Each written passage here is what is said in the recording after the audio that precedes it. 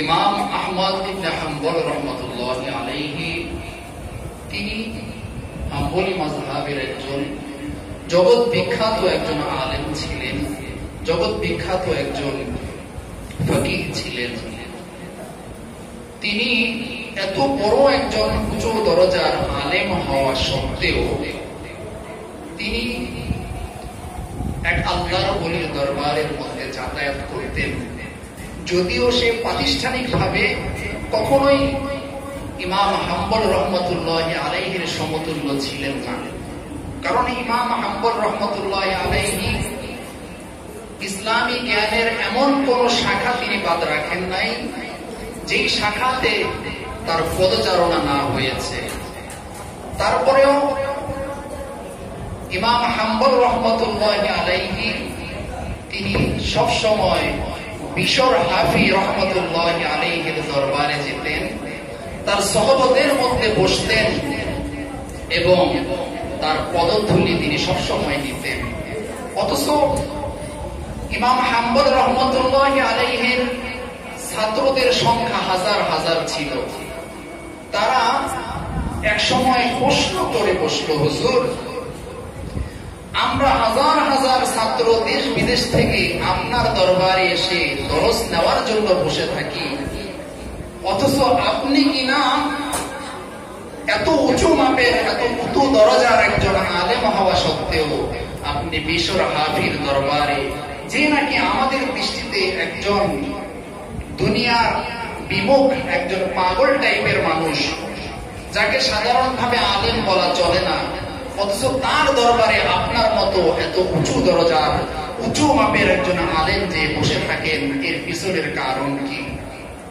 ইমাম হাম্বল রহমতুল্লাহি আলাইহি বলতেছেন, বাবারা, আমি বুঝতে পেরেছি তোমরা আমাকে নিয়ে এবং বিশর হাফিকে নিয়ে গবেষণা করেছ এবং তোমাদের বাহ্যিক দৃষ্টি দিয়ে তোমরা উপনীত হয়েছ যে আমি এত বড় মস্ত আলেম হওয়া সত্ত্বেও আমি কেন বিশর হাফির দরবারে যাই।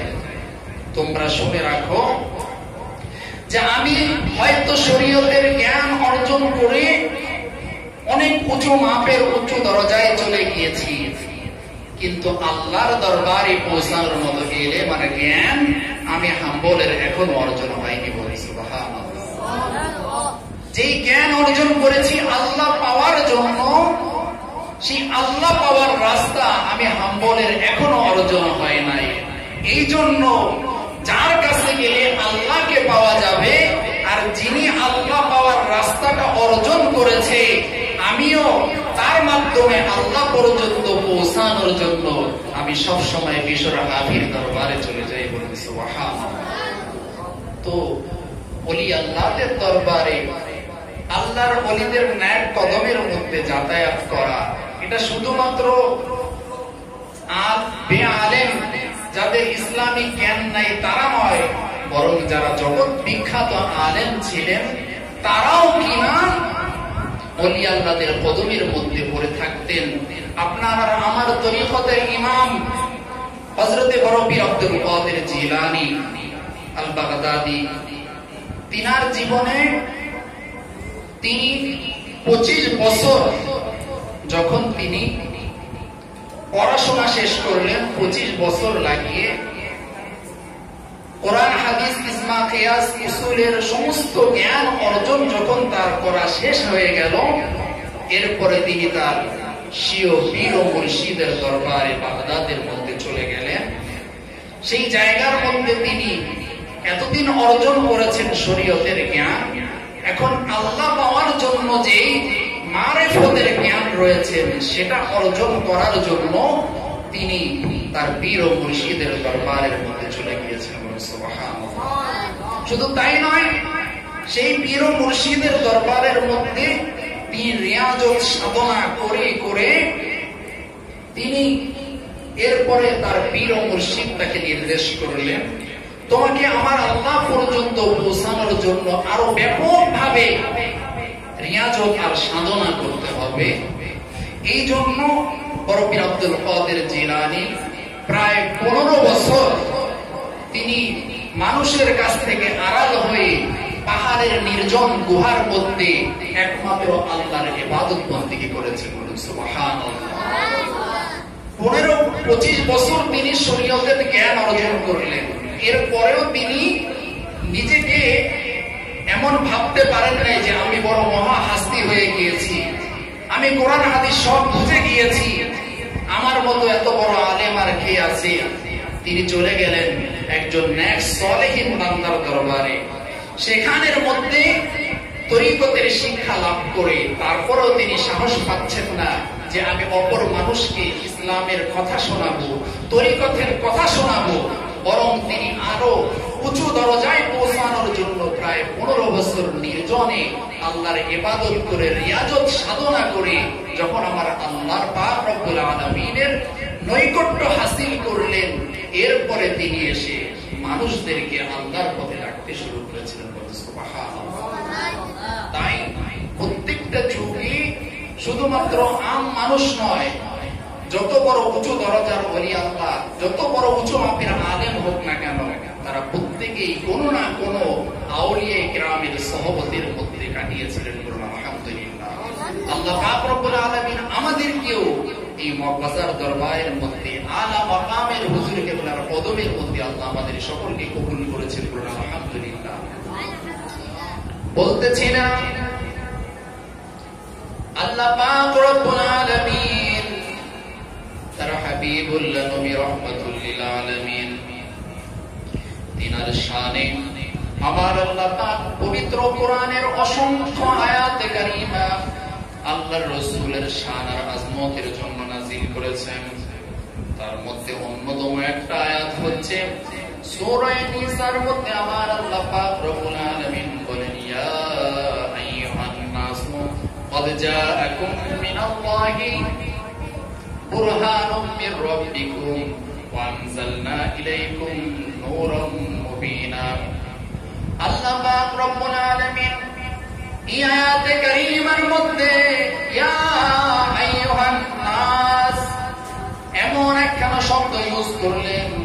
আমার আল্লাহ পাক রব্বুল আলামিন বুঝাইলেন দুনিয়ার মানুষ, বুরহানুম মির রাব্বিকুম, আমি আল্লাহ পাক রব্বুল আলামিন হে মানব মণ্ডলী, ইয়া আইয়ুহান নাস তোমরা যারা রয়েছো, তুমি হও মুসলমান, তুমি হও ইহুদি, তুমি হও খ্রিস্টান, যেই ধর্মেরই হও না কেন, তুমি শুনে রাখো, তুমি যদি সঠিক রাস্তা পেতে চাও, তুমি যদি আমি আল্লাহ পর্যন্ত পৌঁছাতে চাও, আমি তোমার জন্য আমি আমার হাবিবুল্লাহ নবীকে প্রেরণ করেছি। বলুন সুবহানাল্লাহ।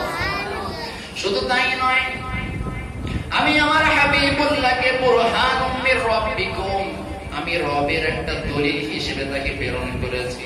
সুবহানাল্লাহ। বলুন, প্রত্যেকটা জিনিসের দাবির পক্ষে একটা দলিল থাকে, প্রত্যেকটা জিনিসের মালিকানা দাবি করার সপক্ষে একটা দলিল থাকে। আমি রব্বুল আলামিন নিজেকে আমি রব দাবি করার পক্ষে আমি আমার হাবিবুল্লাহকে দলিল বানিয়ে পাঠালাম। বলুন সুবহানাল্লাহ। আমার নবীকে আমার আল্লাহ কেমন দলিল পাঠাইলেন? আমার আল্লাহ পাক রব্বুল আলামিন তার হাবিবুল্লাহর গোটা জিন্দেগি, আমার হাবিবুল্লাহ নবীর গোটা শরীর মোবারক, তার সমস্ত কিছুকে আমার আল্লাহ বুরহানুম মির রাব্বিকুম, আমার আল্লাহর বুরহান, আমার আল্লাহর দলিল হিসেবে আমার আল্লাহ ঘোষণা করেছেন।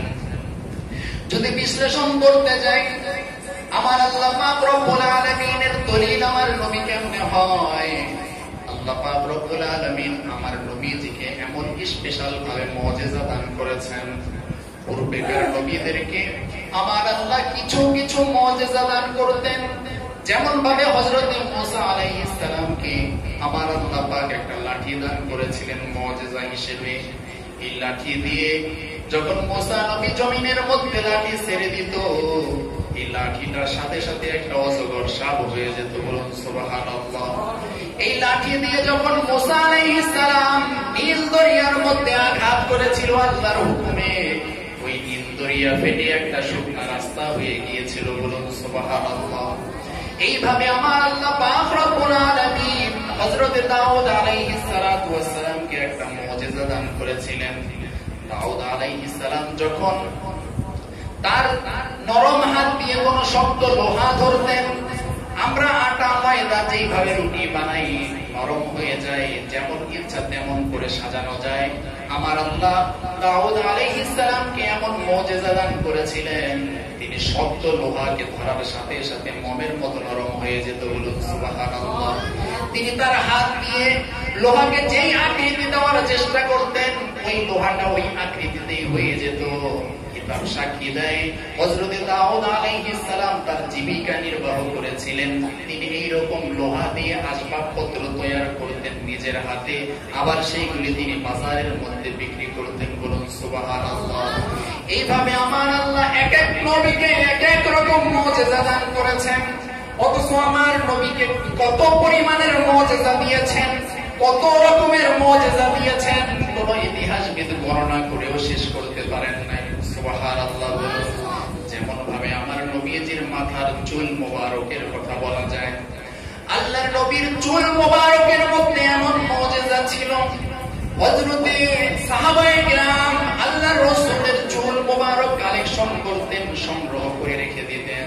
তারা ওসিয়ত করে যেতেন, দুনিয়ার মানুষরে আমি একদিন দুনিয়ার মধ্যে থাকবো না, কিন্তু আল্লাহর নবীর চুল মোবারকটা আমার কাফনের মধ্যে ঢুকাইয়া দিবা। আমি আশা করি আল্লাহর রাসূলের চুল মোবারকের খাতিরে আমার আল্লাহ পাক আমার কবরের আযাব মাফ করে দিবেন। সুবহানাল্লাহ। আল্লাহর নবীর চুল মোবারকের এমন মুজিজা ছিল যে সাহাবায়ে কিরাম এই চুল মোবারক দিয়ে পানির মধ্যে ভিজাইতেন। ভিজানোর পরে যার যে রোগ বালাই থাকতো, ওই চুল মোবারক ভিজানো পানি খাওয়ার সাথে সাথে তাদের সমস্ত বিমারগুলি ভালো হয়ে যেত। সুবহানাল্লাহ। শুধু তাই নয়, এরপরে আমার আল্লাহ পাক রব্বুল আলামিনের প্যারা হাবিবের চোখ মোবারকের মধ্যে এমন মুজিজা ছিল, আল্লাহর রাসূলের দৃষ্টি আবার আর আপনার দৃষ্টির মতো ছিল না। আল্লাহর নবীর দৃষ্টি দিয়ে জমিনের মধ্যে দাঁড়িয়ে জান্নাত পর্যন্ত দিয়ে দেখতে পেতেন। বলুন সুবহানাল্লাহ। একদিন আল্লাহর নবী নামাজের মধ্যে দাঁড়ানো, হঠাৎ করে আল্লাহর রাসূল হাত উঁচু করে দিয়েছেন, আবার তিনি নামিয়ে নিলেন। সাহাবায়ে কিরাম নামাজ শেষে জিজ্ঞাসা করলেন, ইয়া রাসূলুল্লাহ, ইয়া হাবিবাল্লাহ, নামাজ দেখলাম আপনাকে, কিন্তু নামাজের মধ্যে হঠাৎ করে হাত উঁচু করলেন, আবার হাতকে নামিয়ে নিলেন। ইয়া রাসূলুল্লাহ, আমরা তো কিছুই বুঝতে পারলাম না। আল্লাহর নবী বলেন, সাহাবারা, আমি যা দেখি তোমরা তা দেখো না।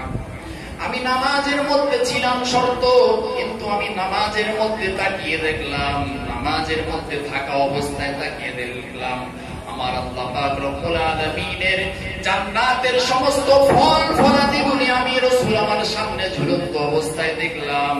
ওই জান্নাতের ফলগুলি দেখে আমি আমার হাত বাড়িয়ে দিয়েছিলাম, একবার মন চাইলো আমি জান্নাতের ফলটাকে পেরে তোমাদেরকে দিয়ে দেই। বলুন সুবহানাল্লাহ। শুধু তাই নয়, আমার আর আপনার নবীর চোখ মোবারকের মধ্যে এমন মুজিজা ছিল, আমার রাসূলের চোখ মোবারকের মধ্যে সবচেয়ে বড় যে মুজিজা ছিল, হযরতে মুসা আলাইহিস সালামকে যে মুজিজা আমার আল্লাহ দান করেন নাই। মুসা আলাইহিস সালাম আল্লাহ পাক রব্বুল আলামিনের কাছে ফরিয়াদ করে বলেছিলেন, রব্বি আরনি, হে আমার রব্বুল আলামিন, আমি মুসা কালিমুল্লাহ আপনার দিদার পেয়ে ধন্য হতে চাই। বলুন সুবহানাল্লাহ। অথচ আমার আল্লাহ তাকে সাথে সাথে আবার জানিয়ে দিয়েছিলেন, তারানি, মুসা তুমি জেনে রাখো আমার দিদার পাওয়ার উপযুক্ত তুমি নও। সুবহানাল্লাহ। বলুন। অথচ আমার নবীকে আমার আল্লাহ তার চোখ মোবারকটার মধ্যে এমন মুজিজা দিয়েছিলেন, দুনিয়ার শুরু থেকে কিয়ামত অবধি পর্যন্ত যা হবে আমার রাসূল তার দৃষ্টি দিয়ে সমস্ত কিছুই দেখে ফেলেছিলেন। বলুন সুবহানাল্লাহ। দিয়ার আলামিন মুবালার মধ্যে আমার নবী বলেন, ইন্নাল্লাহ রাফা'নি আদ-দুনিয়া ফানানজুরু ইলাইহা ওয়া ইলা মা হুয়া কাইনুন ফিহা ইলা ইয়াউমিল কিয়ামা। এই দুনিয়ার সমস্ত কিছুকে আমার আল্লাহ রাফা'নি আদ-দুনিয়া, আমার আল্লাহ আমার জন্য উন্মোচন করে রেখেছেন। ফানানজুরু ইলাইহা, আর আমি রাসূল আমি ওই দুনিয়ার দিকে, ওই সৃষ্টি জগতের দিকে একটা নজর করলাম। এই নজর করার সাথে সাথে পৃথিবীর শুরু থেকে কিয়ামত পর্যন্ত যা কিছু রয়েছে আমি হাবিবুল্লাহ সব কিছুই দেখতে পাচ্ছি। বলুন সুবহানাল্লাহ। সবচেয়ে বড় দেখা আমার নবীজি তার চোখ মোবারক দিয়ে আমার মাওলার দিদার মোবারক দেখে ফেলেছে। বলুন সুবহানাল্লাহ। এরপরে আসুন আমার নবীজির তার মুখ মোবারক, রাসূলের জবানে মোবারকের মধ্যে কেমন মুজিজা ছিল। আল্লাহ রাসূলের জবান মোবারককে আমার আল্লাহ ঘোষণা করেছেন, ওমা ইয়ানতিকু আনিল হাওয়া ইন হুয়া ইল্লা ওয়াহয়ুন ইউহা। দুনিয়ার মানুষ শুনে রাখো, আমার হাবিব তার নিজের থেকে বানিয়ে কখনোই কোনো কিছু বলেন না। ওমা ইয়ানতিকু আনিল হাওয়া, নিজের মন যা চাইলো তা কখনোই বলেন না, বরং আমি আল্লাহ যা বলি আমার হাবিব তার জবান দিয়ে তাই বলতে থাকে। বলুন সুবহানাল্লাহ। তাইলে বোঝা যায় আমার রাসূলের জবান এমন এক জবান, যেই জবান মোবারক আমার আল্লাহ তার নিজের জবান মোবারক হিসেবে ঘোষণা করে দিয়েছে। বলুন সুবহানাল্লাহ। এই জবান দিয়ে আমার রাসূল কোনো কিছু বলতে দেরি হতো, আমার আল্লাহ পাক রব্বুল আলামিন তা পরিণত করতে কখনোই দেরি হতো না। বলুন সুবহানাল্লাহ। শুধু তাই নয়, এরপরে আমার রাসূলের থুতু মোবারকের মধ্যে এমন কি মুজিজা আমার আল্লাহ ঢুকিয়ে দিলেন। এই থুতু মোবারক যখন আল্লাহ রাসূলের সাহাবী আলী রাদিয়াল্লাহু তাআলা খায়বরের যুদ্ধের মধ্যে সকালবেলা ঘুম থেকে উঠলেন, আলী রাদিয়াল্লাহু তাআলার চোখ উঠে গিয়েছিল, তিনি চোখে দেখতে পারছিলেন না। তখন আমার নবীজি তার থুতু মোবারক বের করে আলীর চোখের মধ্যে লাগাইতে দেরি হলো। হযরতে আলীর চোখ ভালো হতে দেরি হয় নাই। বলুন সুবহানাল্লাহ। হযরতে জাবের তার ঘরের মধ্যে আমার নবীকে আহ্বান করলেন, দাওয়াত দিলেন, গোপনে গোপনে বললেন, ইয়া রাসূলুল্লাহ, আপনি এবং আপনার সাথে 2-3 জন মিলে একটু তাশরীফ যদি আনতেন আমার ঘরের মধ্যে। আল্লাহর রাসূল সেই খায়বরের মধ্যে যত সাহাবায়ে কেরাম ছিল সবাইকে আহ্বান করে বলতেছে, আজকে জাবের আমাদেরকে দাওয়াত দিয়েছে, তোমরা সবাই মিলে আমার সাথে জাবেরের বাড়িতে চলো। বলুন সুবহানাল্লাহ। জাবের চিন্তায় পড়ে গেল, আয়োজন করেছি মাত্র 10 জনের, কিন্তু নবী সবাইকে দাওয়াত দিয়ে নিয়ে এসেছে, আজকে আমার কি উপায় হবে?